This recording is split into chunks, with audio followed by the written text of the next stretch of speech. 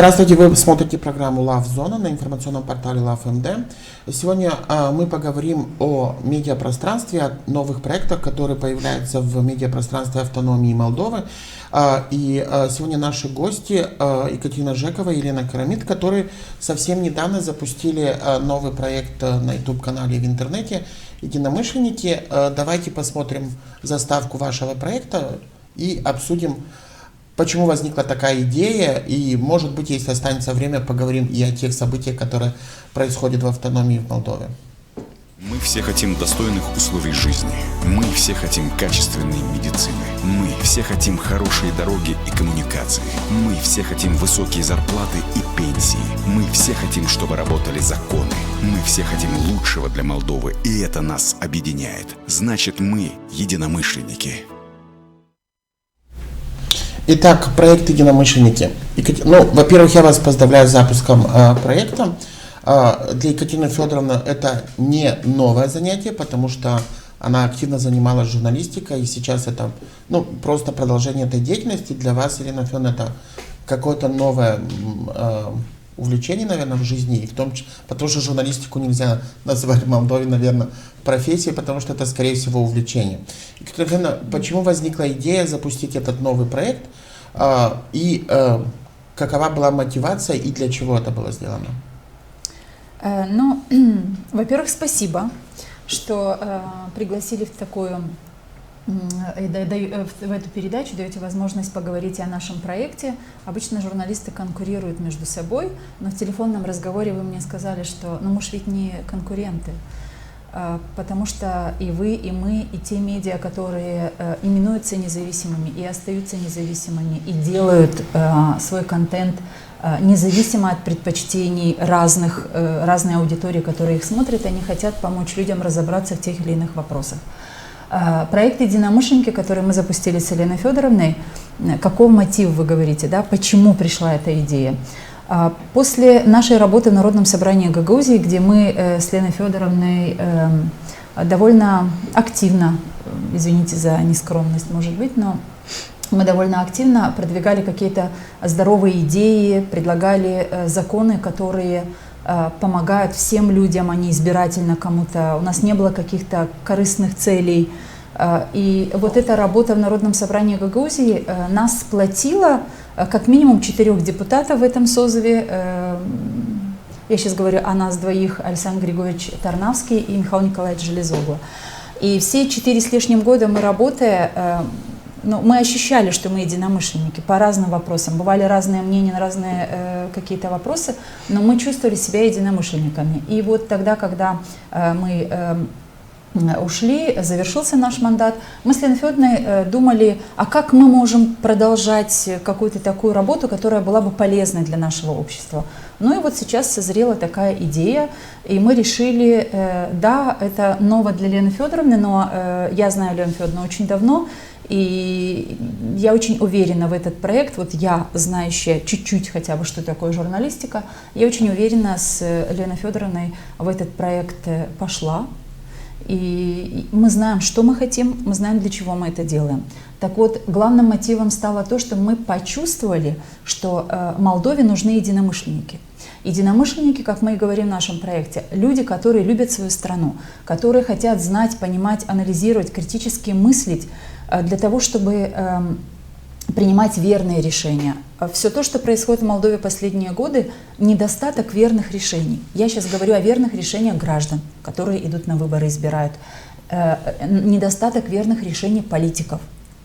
Недостаток верных решений людей, которые заняты на госслужбе и, получая заработную плату от средств налогоплательщиков, они принимают или принимают решения не совсем правильные, которые вредят обществу больше, чем помогают, либо не делают ту работу, которую они обязаны делать в силу того, что они наняты государством на ту или иную должность. И вот когда мы назвали свой проект «Единомышленники», мы к этому мнению пришли с Леной Федоровной очень быстро. То есть поиски, как назвать наш проект, не занял много времени, потому что мы с этой болью, мы живем давно. Что надо бы расширять круг тех людей, которые могут здраво размышлять, критиковать, требовать, но все это делать очень корректно, очень миролюбиво, если не говорить дружелюбно. Вот миролюбиво. И поэтому наш проект – это проект о том, когда есть предмет, есть тема, и люди собираются для того, чтобы поговорить об этом очень серьезно, поговорить открыто, на доступном языке, без каких-то там, я не знаю, на любой вопрос и по любой теме можно говорить научным языком, можно говорить простым языком. Так вот, мы с Леной Федоровной обозначили такую цель для себя, что мы будем приглашать тех людей в студию, тех гостей, которые могут по разным вопросам дать какие-то простые ответы, чтобы наши пользователи нашего YouTube-канала Gagauz Media, чтобы они могли через эту нашу дискуссию в студии понять для себя в том или ином вопросе что-то вывести новое. Но самая главная наша цель мы призываем людей становиться единомышленниками в Молдове. Людьми, которые любят эту страну и участвуют в ней активно. Елена Федоровна, вот для вас решение заняться медиапрофессией, потому что не всегда эти решения всем даются легко, потому что есть журналисты, которые не могут работать на камеру, они любят писать, не хотят быть публичными. Для вас как давалось это решение? Ну, мы будем говорить об этом не как о профессии. Все-таки вы были правы, что это решение было сподвигнуто не тем, что это станет моей профессией. Нет, это было вызвано тем, что мне, как и Екатерине Федоровне, важно, чтобы жить в стране и строить нашу страну такой, какой мы хотим ее все видеть. И все то, что мы делаем сегодня, делаем мы именно с этой целью. Мы заметили, что в нашем обществе все-таки очень много в последнее время дезинформации. Люди получают ее через социальные сети, через разные продукты СМИ. У нас, допустим, в Гагаузии одним из СМИ, которая дает возможность услышать какую-то информацию, является ГРТ. К сожалению, оно сегодня преподносит информацию очень однобоко, тенденциозно, очень много дезинформации.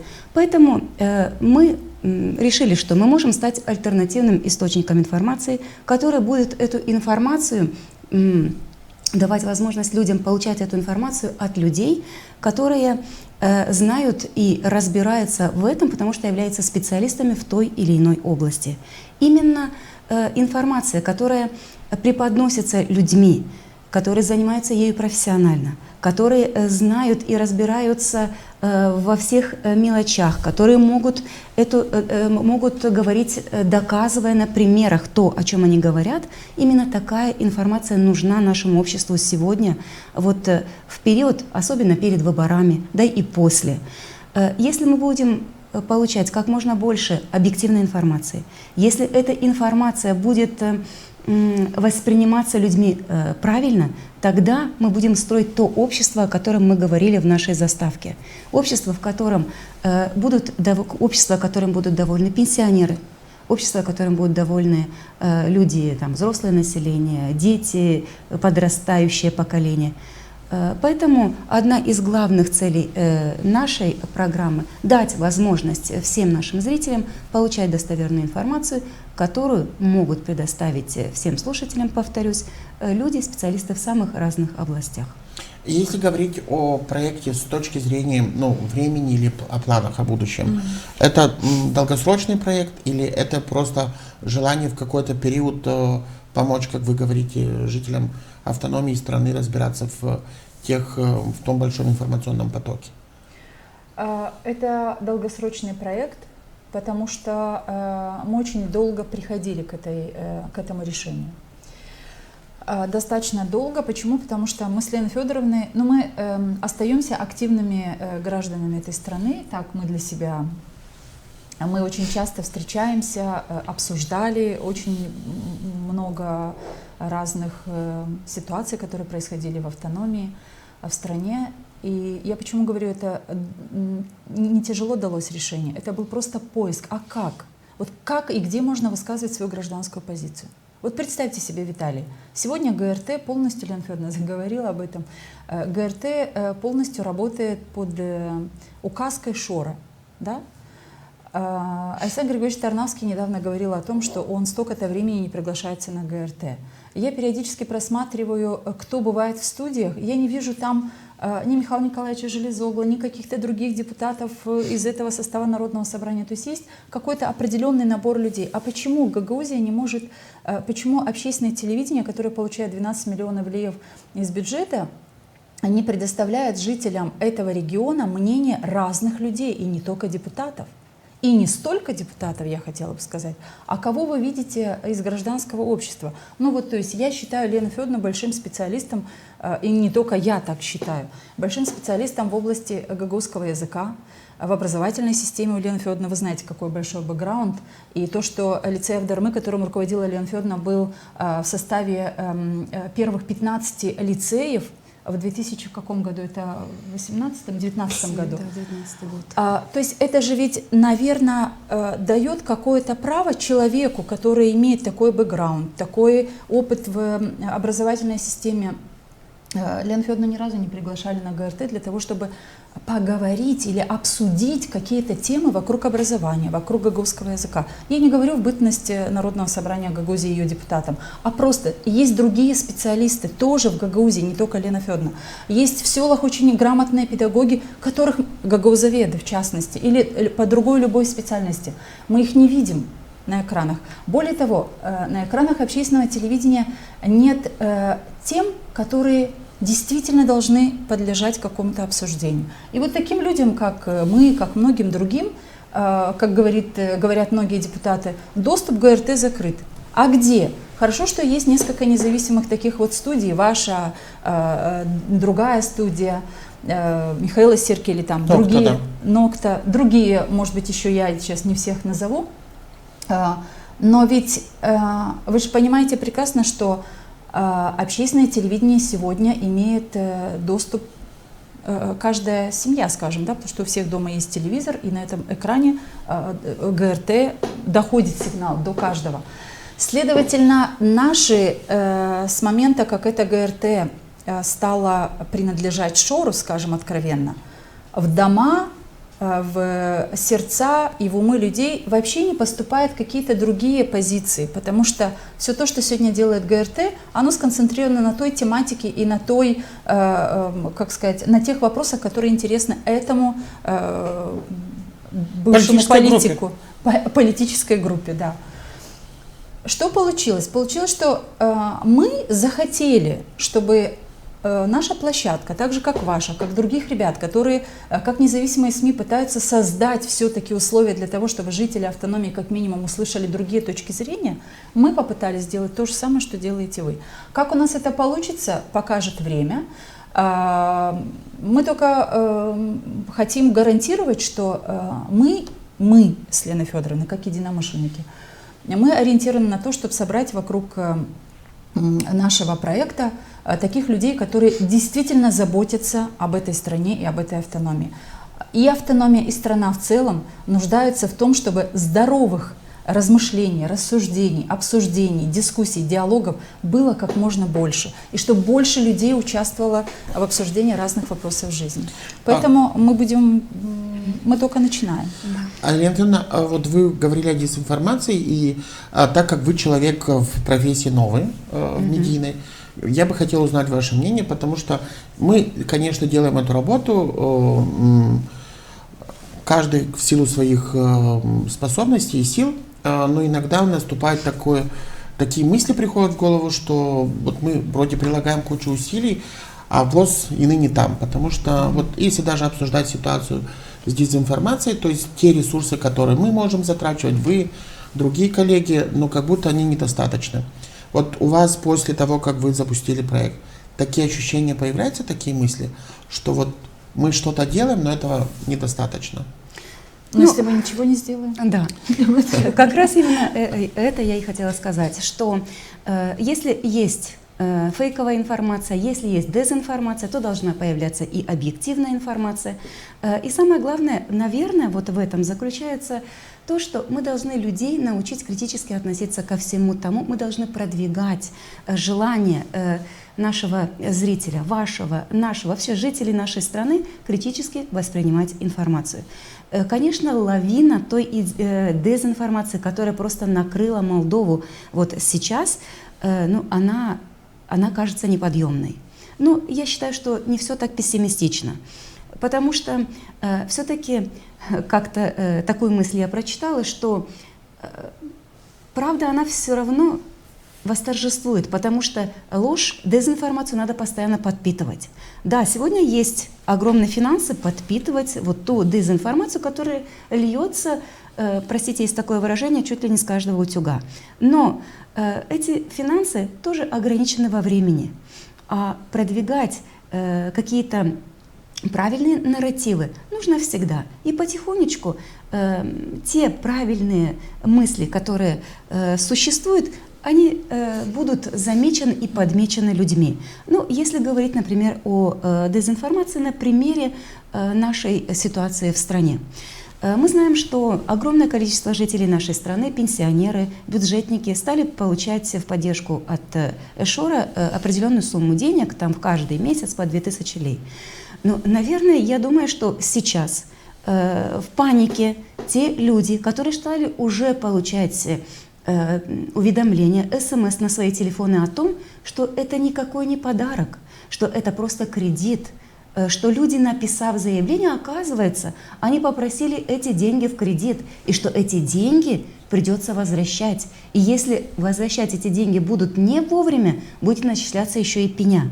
То есть получается, что вот та дезинформация со стороны определенных лиц, ну, Шора, скажем, и его компании, и Евгения Гуцул, которая поддерживала и выступала с этими заявлениями, что люди, вы будете получать ежемесячную поддержку, она оказалась фейковой, люди деньги получили, их заявления были использованы, ну, ими воспользовались вслепую.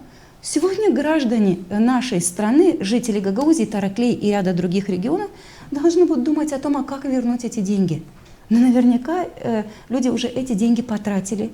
Теперь с той пенсии, которая казалась им не очень высокой, им нужно будет выделять финансы для того, чтобы возвращать эти деньги.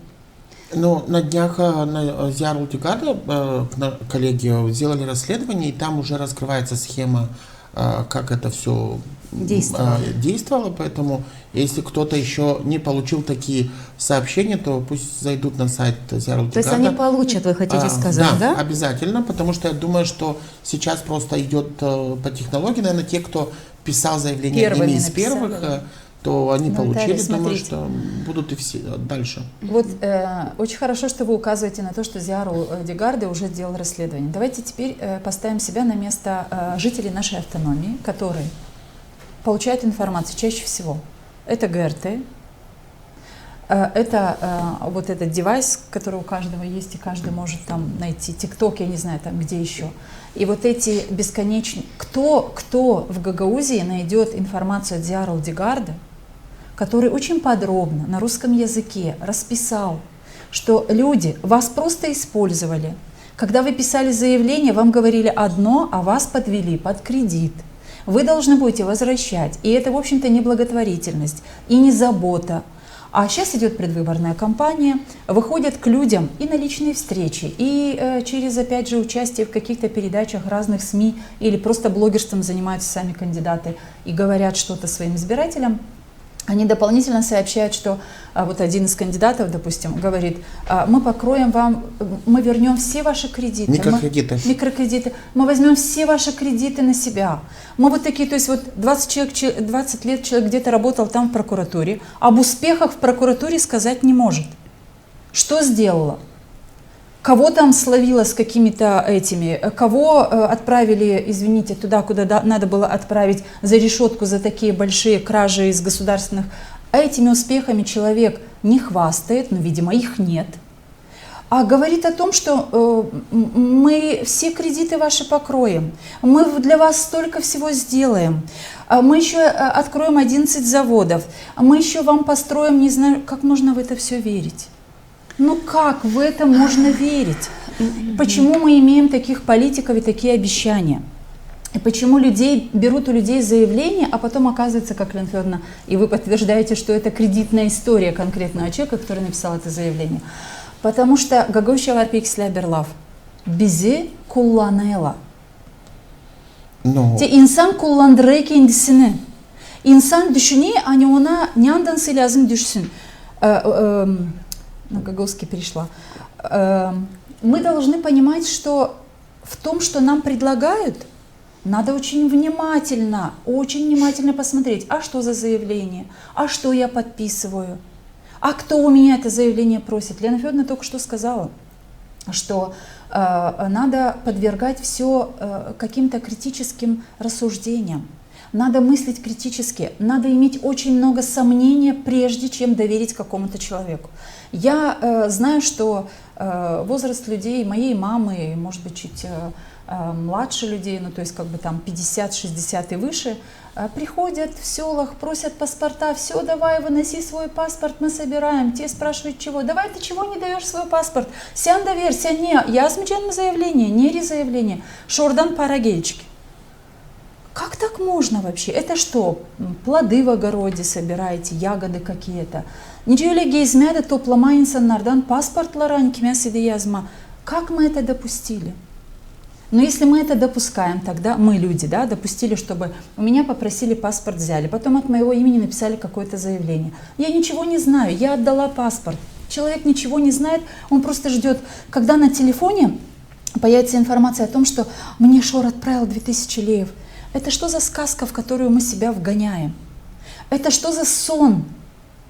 Я просто не могу понять, ну как, что с нами произошло? Как же мы можем свои документы отдавать абы кому? Как мы можем рассчитывать на то, что мы получим деньги?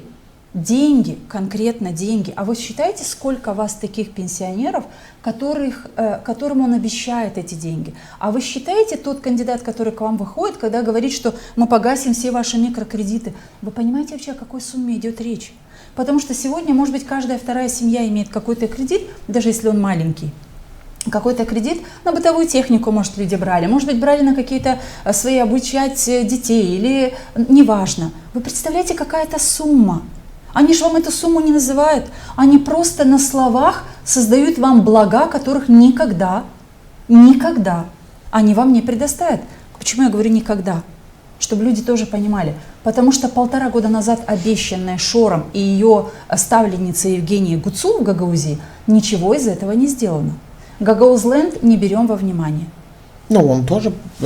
Но если вообще говорят, простите... Потому что это не самое главное, что нужно было Гагаузии от Башкана и от человека, который там очень тоже много тут интересная история, наобещал. потому что если приглядеться на фотографии, я не был там, поэтому не могу говорить, что был свидетелем этого, но то, что я вижу на фотографиях, что все эти карусели, они все на колесах, то есть их всегда можно просто собрать и уехать, перевести. И там останется пустая территория. Можно дополнить? Да. Вот когда мы говорим о тех обещаниях, которые были даны Шором, вот был список, в котором там было 20 пунктов. Из этих 2 пунктов у нас называют что? Говорит, ну вот Гагаузленд он построил, и посмотрите, самое главное, я опять возвращаюсь к своей мысли, что каждый пенсионер и там львиная доля бюджетников получает вот такие-то вот денежные пособия в размере 2000 лей ежемесячно. То есть получается, что если мы говорим о Гагаузленде, то там все просто вмонтировано, там не построено. В любой момент, когда уйдет Шор, за ним уйдут эти качели, карусели, горки и все остальное. Я говорю об этом сегодня. Не знала, что там на Пригодитесь на Я говорю об этом сегодня. Мне, возможно, сегодня наши зрители не верят, но давайте поговорим об этом несколько лет спустя. Посмотрим, что останется от тех качелей, каруселей и всего остального. Это первое. А второе. Вот то, на чем держится вся вот эта вот дезинформация, это вот те деньги, которые получают наши пенсионеры и бюджетники. Но посмотрите, да, люди их ощущают. Посмотрите, это тоже оказалось ложью, и ложью, не просто ложью. Тут вы не просто стали частью вот этой манипуляции вы еще и оказались должны, вы еще не знаете кому, и вы еще не знаете, насколько, что записано вот в тех договорах, которые с вами якобы заключил тот или иной банк, который выдавал вам 4 месяца вот эти деньги в кредит. То есть люди даже не знают, что их ожидает.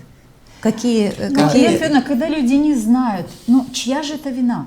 То есть у каждого человека есть возможность и должна быть природная, потребность знать, для чего я даю свой документ, что я получу взамен, нужно оно мне, не нужно, какие есть риски. Если человек не задается этими вопросами, никакой шулер не виноват.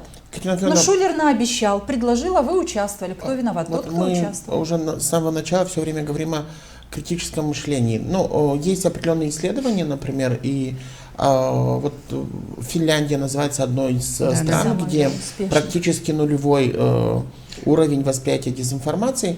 То есть из этого мы можем предполагать, что жители Финляндии имеют очень хорошо настроенное критическое мышление. Их нельзя обвести вокруг пальца. Мы делаем такое предположение. Елена Федоровна, в чем проблема, почему оказалось, что жители Молдовы и Гагаузии имеют проблемы с критическим анализом, если это проблемы в системе образования, потому что, то есть вот в один момент оказалось, что большинство людей не могут анализировать, не могут понять или предположить, какие могут быть последствия. Что послужило этим? Вы знаете, есть такое международное исследование, которое называется PISA.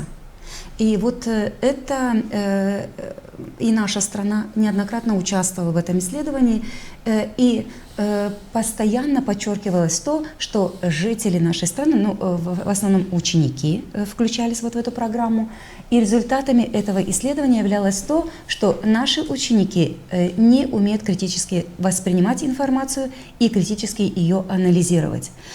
Если мы обратим внимание на образование в Финляндии, то всегда говорят о том, что там образование, оно значительно выше, лучше, чем во многих других странах. И критическое мышление вот в этой стране, именно в Финляндии, у школьников, именно это исследование показывает как одно из самых высоких. То есть сегодня нам нужно обратить внимание на то, на образование, реформируя образование, нужно обратить внимание на то, чтобы вся та информация, которая воспринимается учениками в школе, она осуществлялась посредством критического мышления. То есть, значит, у нас не все хорошо в сфере наших куррикулумов, которые заточены на то, чтобы дать как можно больше информации, через учителя дать возможность воспринять эту информацию, но ученик ее просто поглощает, где-то больше, где-то меньше, но он не учится вот ту информацию, которую он воспринимает, анализировать. Но он не может учиться, его должны научить. Вот должны примеры. Поэтому вот школа и система, здесь вы заговорили, по-моему, завели сейчас очень интересную тему здесь, наверное, может быть, несколько передач на эту тему можно делать, но это действительно очень важно. Потому что, мне кажется, если молодежь пока то есть мы все знаем, что есть много дезинформации, мы видим эти нарративы, видим этот поток. Мы не умеем их считывать. Но мы никак не можем добраться до корней и до того, чтобы обрубить их, для того, чтобы это становилось меньше. И мне кажется, что в этом есть основная проблема того, что практически все усилия как будто вот они безрезультатные. Но давайте обратим внимание еще на то, что у нас в школах в основном работают преподаватели, которые преподавали еще и в советский период. Молодежи немного. Надо сказать, что молодежь приходит с другим взглядом. Да, у них тоже есть проблемы, у них где-то не хватает той, я не знаю, может быть, более такого системного подхода, потому что они еще его не наработали. Но то поколение учителей, которое преподавало еще в советский период, продолжает работать сейчас. У нас много пенсионеров в системе образования. Но они, может быть, смотрят на преподавание как на процесс, который заключается только в том, что я должна дать информацию, ученик должен эту информацию воспринять. То есть здесь надо работать уже не сразу с детьми. Сначала надо поработать с педагогическими коллективами всех образовательных учреждений для того, чтобы сами педагоги стали эту информацию воспринимать критически. Потому что сегодня на уловки Шора попались и бюджетники, и преподаватели, и учителя, которые преподают в школах. То есть для того, чтобы учитель мог дать такой посыл ребенку, что ты воспринимай информацию критически, сам взрослый, сам педагог, который стоит перед учеником, сам должен обладать такими навыками. Елена Ивановна, вы, я знаю, что еще продолжаете педагогическую деятельность. Вот как происходил рекрут педагогов, скажем так, в кавычках, на получение 2000 лей в системе образования Гагаузии? То есть это шло через управление образования или педагоги шли добровольно в офисы всех этих практических... Да? Вот как это происходило? Вы знаете, я не могу на 100% говорить о том, как это происходило, но если презентуя, допустим, существующий сейчас исполком это делал не Башкан, это делал Шор, то я прихожу к мысли, что сегодня те люди, которых презентовал Шор, который говорил о том, что они открыты к сотрудничеству со мной, то есть эти люди будут продвигать те нарративы, будут проводниками нарративов Шора. Я не могу сказать о том, что я видела, я это слышала. Я знаю лишь одно, что директор нашего лицея в Авдарме сказал о том, что я не буду в этом участвовать, я не буду собирать у вас заявления, я не буду включаться в эту программу. Насколько учителя нашего учебного заведения включились, я не знаю. Есть ли такие, скорее всего, есть те педагоги, которые стали бенефициарами вот этого проекта манипулятивного, скажем так. Но то, что и учителя, так же как и, допустим, пенсионеры, были подвергнуты таким вот одурачиванию, это существует сегодня. Но вы понимаете, вот это одурачивание, если о нем говорить как о факте, который привлек на свою сторону очень многих людей, люди счастливы и довольны. Помните эти 500 леев, которые были даны педагогам в конверте на День учителя, по-моему, где это было, на стадионе? На стадионе. Да. На стадионе. В Камрате. Вы знаете, тогда... Прошлый год, да, День учителя прошлый год. Вот с этого началось, по-моему, да, такое. И тогда, беседуя, разговаривая об этом, один из представителей образовательной системы, который не участвовал в том событии, сказал, говорит, а вот я вам гарантирую, что ни один педагог не отказался от такого конверта, зная прекрасно, что это деньги Шора, беглого олигарха, человека, осужденного здесь на 15 лет, который не хочет возвращаться в страну, не хочет доказать на суде, что он не виноват. Он раздал нашим педагогам эти деньги, и педагоги говорили о том, что мы очень счастливы, наконец-то на нас обратили внимание. Я думаю, что педагоги имеют внимание в этой стране. Как бы не жаловались педагоги в этой стране имеют внимание от учеников, имеют внимание от государства. Если мы слышим какие-то повышения заработных плат, я сейчас, наверное, нашу Америку не открываю, Елена Федоровна педагог, всегда повышаются заработные платы учителям, медикам. Другое дело, что какие есть мощности у этой страны для того, чтобы это делать, но никогда, мне кажется, педагоги не оставались в последнем ряду в числе тех, кому повышают заработную плату. Поэтому я здесь хочу обратить внимание еще на один момент, коль мы заговорили о педагогах и о их подверженности вот этим подкупам, да? Тогда это был первый сигнал такой. Сейчас вот дайте свои заявления, мы вам тоже, Шор вам даст чего-то. Как будто, я не знаю, но учитель, который в этом участвует, как он потом будет своим ученикам, молодежи, своим детям в семье или, я не знаю, там по улице, большинство людей, мы живем в селах, как он будет говорить о своей позиции гражданской, учительской, наставнической, ну как? Я не знаю, я знаю таких педагогов, которые в этом не участвовали и которые не писали заявления. Елена Федоровна одна из них, но таких немало в Гагаузии, я их знаю во всяком случае. Слава Богу, что эти люди этого не сделали, и мне кажется, что таким образом это такой маленький, не то что протест, его сложно назвать протестом, но это защита своего достоинства, учительского. Потому что последнее мероприятие, которое было посвящено Дню учителя, и проходило оно в Камрате, Учителям там давали какие-то призы, премии. Ну, это, в общем-то, правильное событие, да, когда на День учителя проводятся какие-то такие мероприятия, отмечают вклад учителей. Это здорово. Но одна из учителей, которая поднялась на сцену и получила какую-то грамоту, она подошла к микрофону и сказала следующее, и меня это очень насторожило, и если таких учителей, я думаю, что с такой риторикой немало в Гагаузии, это печально.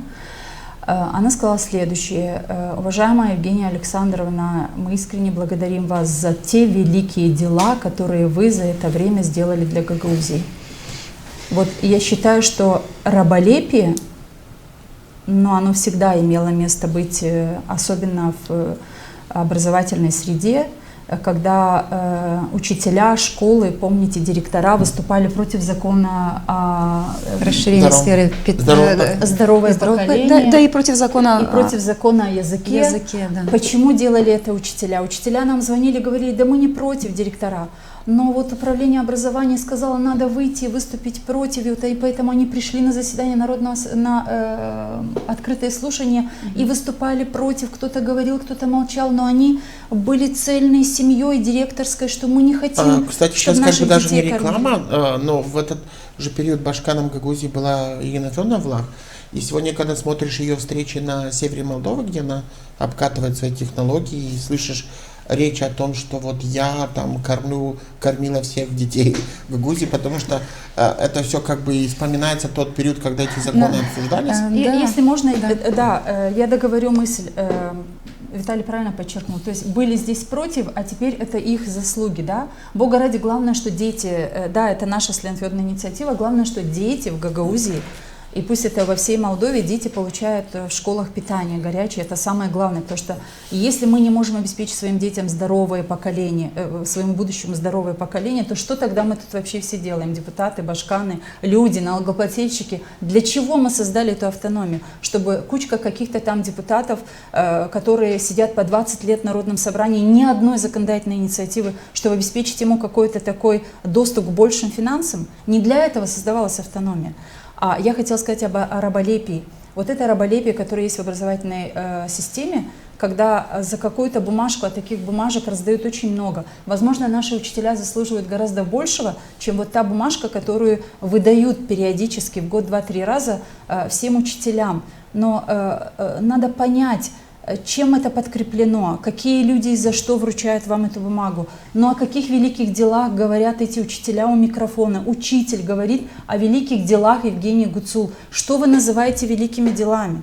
Гагаузленд на колесах, как вы тут говорите, я не знаю. Что мы называем великими делами, что с нами сегодня, как с Гагаузией, не работает, ни одна международная организация не встречается с нашим руководством, что Гагаузия в полной изоляции. Вы это называете великими делами? Я не хотела бы, я прошу, чтобы те люди, которые смотрят эту передачу, оценили все то, что я говорю, как... И я знаю много людей, у которых вот точно так же болит в душе, как у меня. Потому что мы нивелируем то разумное, умное, которое есть в автономии, те силы. Когда мы раболепски, повторюсь, делаем какие-то комплименты на пустом месте кому-то за что-то, мы потеряли очень много. Я бы хотела продолжить эту мысль. Вот в этом году исполнится ровно 30 лет, как была образована автономная территориальная... Да, Гагаузия наша. К чему мы пришли сейчас к этой дате, к этой круглой дате? Мне кажется, что мы пришли к тому, что это было заложено еще при Ирине Влах и закреплено окончательно при новой власти, при Евгении Гуцул. Мы часто говорим о том, что Кишинев урезает наши права и полномочия. Но все то, что принесла эта команда сейчас в Гагаузию, это как раз-таки изнутри просто снивелировала все те полномочия, которые имела Гагаузия за все те годы предыдущие. У нас у гагаузов есть такая пословица, что «не бер инсан varınчым şapsın kendine, hepsi komşular toplansalar da savaşsalar onu yapamayacaklar». То есть, если бы гагаузы говорят так, что человек может себе сделать плохо так. Себе сам навредишь, больше тебе никто да, не тебе поможет. другие, собравшись, даже так навредить не смогут. Вот сегодня ситуация именно такая. Можем ли мы говорить, что у нас есть сегодня Башкан, который думает о интересах Гагаузии, который продвигает интересы гагаузского народа, который продвигает интересы нашей автономии? Нет. Если у нас сегодня народное собрание, которое выполняет свои функции и сегодня продвигает интересы нашей автономии, нет такого народного собрания у нас. Если сегодня у нас исполком, который работает во имя народа, который проживает здесь, и его тоже у нас нет. Сегодня ни один из политиков не говорит о важности сохранения, продвижения и развития гагаузского языка, потому что не видит в этом своих интересов. Абсолютно шору. Простите, извините, я очень хочу дополнить. Я просто одну закончить. ремарку, потому Да. что вот буквально на днях вышла книга про первого президента Гагаузской республики Степана Михайловича Топола. Я листал это издание, которое на русском языке. То есть я ничего против не имею русского языка, но видел там выходных данных, что книга издана из фонда по спасению гагаузского языка. И у меня возник вопрос. Почему из фонда спасения гагаузского языка издается книга на русском языке? То есть, чтобы меня аудитория правильно поняла, я не против издания этой книги, но почему она не была, если из фонда спасения из других гагаузского источников языка, вы хотите из других сказать? источников? А из каких еще источников? Шор бы наконец бы спонсировал. В конце концов. Шор не для этого Или бы пришел перевели в бы эту Гагаузию. книгу на гагаузский язык. Извините, что я вас прервал, Да. но просто Я как бы хочу вспомнил. я хочу Шору сказать еще о наши том- книги на гагаузском нужны. Ну о чем вы говорите? Я хочу сказать о том, что вот этот выбор нашей Гагаузии, выбор вот этой власти, которая сейчас находится у руля автономии, это самая большая ошибка, которую сделали за все годы существования нашей автономии жители этого региона. Если коротко сказать о депутатах, потому что мы с Катериной Федоровной были депутатами прошлого созыва, мы понимаем, чем должны заниматься депутаты, то сегодня у меня складывается впечатление, что сегодня депутатами становятся и люди избирают людей, которые приходят туда не ради того, чтобы что-либо сделать. Если ты хочешь стать депутатом Народного собрания Гагаузии, не делай ничего. У нас есть депутаты, которые третий, четвертый созыв являются депутатами Народного собрания Гагаузии, они пользуются благами, они имеют заработную плату, им выделяется транспорт, водитель, дизельное топливо. И за все эти 3-4 мандата своих они ни разу не выступили ни с одной инициативой. Часть приходит для того, чтобы получать заработную плату 4 года, вторая часть приходит для того, чтобы Не забывайте еще по одно подстраиваясь. благо, что теперь они благодаря, наверное, Шору Да, имеют еще и Константину дополнительное- могут ездить на море, отдыхать. Да, да. Ирония, да не только. Я просто хочу обратиться к жителям нашей автономии. Если мы будем избирать депутатов, которые ничего не делают, если мы будем боготворить политиков, которые сегодня являются башканами, и тоже абсолютно ничего не делают во благо нашей автономии, то завтра этой автономии не будет. Преимущества, которые могла дать эта автономия, их очень много. Но, к сожалению, мы ими не воспользовались. И поддерживаем мы у власти политиков, которые абсолютно другими вещами и другими мерилами меряют то, что им дано вот это вот Если можно, да. я хочу право, да. дополнить. Вот Лена Федоровна говорила о очень важном вопросе, как люди выбирают, кого люди выбирают. Такую жизнь мы потом и получаем, потому что те, которых мы избрали, они определяют, как жить. Вот конкретный пример, Лена Федоровна, простите, я знаю, Лена Федоровна очень скромный человек, но этот пример сейчас просто очень яркий, о котором можно сказать, и через который, может быть, наши жители, избиратели одновременно поймут, почему важно, когда вы идете на выборы, голосовать думая.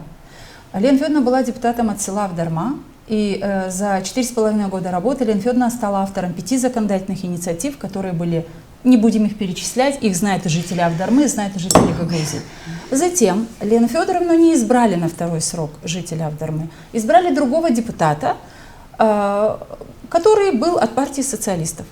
Вот за 3 года работы этого депутата в качестве избранного лица от села Авдарма Ни одной законодательной инициативы. Я говорю о господине Динжос. Ну да, который сейчас попал в Вот криминальный скандал. как раз хочу сказать, ни одной законодательной инициативы, ни одного эффектного какого-то действия, которое бы сказало, что вот Почему? молодец, депутат. История как будто бы якобы с похищением, которое было недавно. Так вот я его же коллегами. Я к этому хочу сказать. И вот единственное яркое событие, в котором был задействован, и яркое действие, которое сделал этот депутат, которого, наверное, доверяя, избирали жители Авдырмы, он ушел от партии социалистов, вышел из фракции партии социалистов. Вот единственное, что он сделал за 3 года работы, но люди же ведь избрали его. Ну, Ксения Федоровна, наверное, Понимаете? мой Поэтому- пример, он может быть, Он яркий просто. может быть, но я успела сделать не так много за эти 4 года.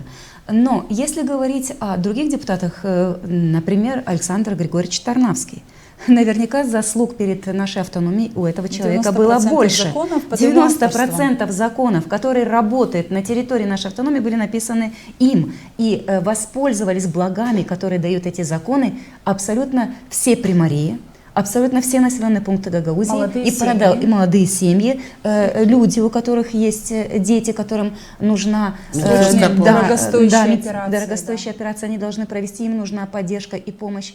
Получается, что практически вся автономия пользуется и по сегодняшний день и будет пользоваться благами от тех законов, которые приняты им. Этот человек сегодня отстраняется от должности заместителя председателя Народного собрания Гагаузии. И сегодня у нас не поднимается население Гагаузии, нет выступлений примаров, нет выступлений директоров школ, нет выступлений других людей, которые проживают в автономии, нет протестов. То есть так можно поступать. Смотрите, это к чему, Лена Федоровна? Вот то, что вы сейчас дополнили, это опять же к той мысли, что если люди, избирают вот таких, которые потом покидают свои фракции, не давая никакого ответа. Вот я далека от мысли, что тот депутат, который покинул фракцию социалистов, пошел и сказал своим избирателям, или собрал их и сказал: уважаемые, вы меня избирали как представителя от этой партии, но я покидаю эту партию потому-то, потому-то. Ведь он же не сказал. Следовательно, личный интерес человека стал во главе угла, и уж простите, но чихать он хотел на тех людей, которые за него голосовали. А ведь качество наших законов, качество работы Народного собрания Гагаузии, соответствие этих законов потребностям жителей, продвижение социальных инициатив, проектов. Да, это же ведь только могут те люди, которые очень грамотны в своей области, в своей профессии, которые могут писать, которые могут убеждать, которые могут закладывать какие-то бюджеты, как это делали те депутаты, которые становились авторами этих законов. Но люди избрали вот таких, каких избрали. И я не знаю, Виталий больше в этой теме, мы с Леной Федоровной чуть меньше. Вот вы и скажите, Виталий, сколько законов за эти 3 года принято этим составом Народного собрания Гагаузии, которые могли бы считаться какими-то эпохальными, очень важными? Есть такие законы? Нет, была попытка с уложением Гагаузии, которая и с законами об исполнительном комитете, но никаких экономических вопросов не было. Даже был проблемы с законом о капитальных инвестициях, в том числе мы знаем, что там есть проблемы даже по выплатам капитальные инвестиции. Той части, которая должны проектов, были, которые уже реализованы. по контрибуциям, которые не выплачиваются. Ну вот теперь скажите, а теперь людям надо назвать, а люди, которые избирали всех этих депутатов, должны спросить, во сколько нам обошелся Народного собрания состав этого за 3 года, сколько денег из бюджета потрачено, сколько законов им и создано, сколько законов принесли пользу, сколько человек получили пользу от этих законов, и тогда дать оценку этому Народному собранию. И тем, за кого вы голосуете. В 2025 году, предположительно, должны быть выборы Народного собрания. Будем надеяться, что жители автономии, когда придут на избирательные участки, дадут оценку этому составу Народного собрания. Мы всегда на это надеемся, и это единственное, что может спасти. Вот в этом, единственное, что может спасти автономию, Молдову, разумный выход на голосование и разумный выбор. Вот если избирать думая, то, слушайте, мы можем обеспечить себе очень многое. Мы маленькая страна. Но да, у нас нет нефти, газа, еще там не знаю чего. Кстати, газ бесплатно обещают. Да, ждем. Вы слышали? Все же слышали, Жура. Но у нас есть большое богатство. У нас есть большое богатство. Так же, как и история с микрокредитами. Я благодарю вас за то, что вы сегодня рассказали о своем проекте. Желаю вам успехов для того, чтобы единомышленники набрали за короткое время большую аудиторию Спасибо. и получили дальнейшее развитие. Спасибо. Напомню вам, что вы смотрели программу Love Zone. Сегодня нашими гостями были ведущие проекта «Единомышленники», которые вы можете видеть в Ютубе и в других социальных сетях. Екатерина Жекова и Елена Карамид. Я с вами прощаюсь. Подписывайтесь на наши платформы, и в том числе и подписывайтесь на платформы проекта «Единомышленники». И тогда, может быть, вы сможете увидеть то, что происходит в стране и в регионе другими глазами.